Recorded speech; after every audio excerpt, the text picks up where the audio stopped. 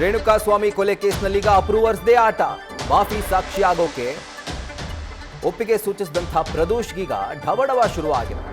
ಯಾಕಂದ್ರೆ ಜೈಲಲ್ಲಿ ಏನಾಗುತ್ತೋ ಏನೋ ಅನ್ನುವಂಥ ಆತಂಕ. ಹೀಗಾಗಿ ಹೆಚ್ಚಿನ ಭದ್ರತೆಯನ್ನ ಒದಗಿಸಲಾಗಿದೆ. ಡಿ ಗ್ಯಾಂಗ್ ಜೊತೆಯಿಂದ ಇವ್ರನ್ನ ದೂರ ಮಾಡಿ ಬೇರೆ ಬರಾಕ್ಗೆ ಶಿಫ್ಟ್ ಮಾಡಲಾಗಿದೆ. ಜೈಲಾಧಿಕಾರಿಗಳು ಪ್ರದೋಷ್ನನ್ನ ಬೇರೆ ಬರಾಕ್ಗೆ ಶಿಫ್ಟ್ ಮಾಡುವಂತಹ ಕೆಲಸವನ್ನ ಮಾಡಿದ್ದಾರೆ. ಯಾಕಂದರೆ ಕೆಲವೊಂದಷ್ಟು ಸುದ್ದಿಗಳಿದ್ವು. ಆರೋಪಿ ನಟ ದರ್ಶನ್ ಜೈಲಲ್ಲಿ ಮೃಗೀಯವಾಗಿ ವರ್ತಿಸ್ತಾರೆ, ಹಂಗೆ ಹಿಂಗೆ ಅಂತ ಹೇಳಿ. ಈಗ ಮಾಫಿ ಸಾಕ್ಷಿ ಆಗಿರೋದ್ರಿಂದ ಆ ಚಾನ್ಸಸ್ ಇನ್ನೂ ಜಾಸ್ತಿ ಇರುತ್ತೆ. ನನ್ನ ಜೊತೆ ಇದ್ದು ಕಂಟಕವಾಗಿರುವಂತಹ ಸಂದರ್ಭದಲ್ಲಿ ಆ ಕೋಪ ತಾಪ ಎಲ್ಲವೂ ಕೂಡ ಜಾಸ್ತಿ ಆಗಬಹುದು. ಸೊ ಹೀಗಾಗಿ ಮುನ್ನೆಚ್ಚರಿಕಾ ಕ್ರಮವಾಗಿ ಅವರನ್ನು ಬೇರೆ ಬರಾಕ್ಕೆ ಶಿಫ್ಟ್ ಮಾಡಲಾಗಿದೆ.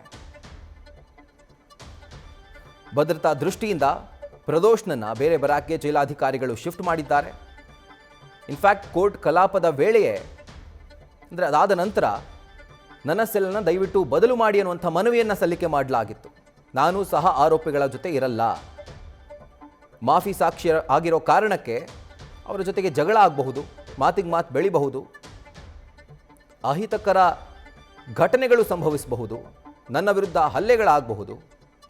ಸೊ ಹೀಗಾಗಿ ನನ್ನನ್ನು ಬೇರೆ ಬರಾಕ್ಗೆ ಬೇರೆ ಸೆಲ್ಗೆ ಶಿಫ್ಟ್ ಮಾಡಿ ಅನ್ನುವಂಥ ಮನವಿಯನ್ನು ಮಾಡಿದರು. ಈಗ ಡಿ ಗ್ಯಾಂಗ್ ಜೊತೆಯಲ್ಲಿದ್ದಂಥ ಪ್ರದೋಷ್ನನ್ನ ಬೇರೆ ಸೆಲ್ಗೆ ಶಿಫ್ಟ್ ಮಾಡಲಾಗಿದೆ.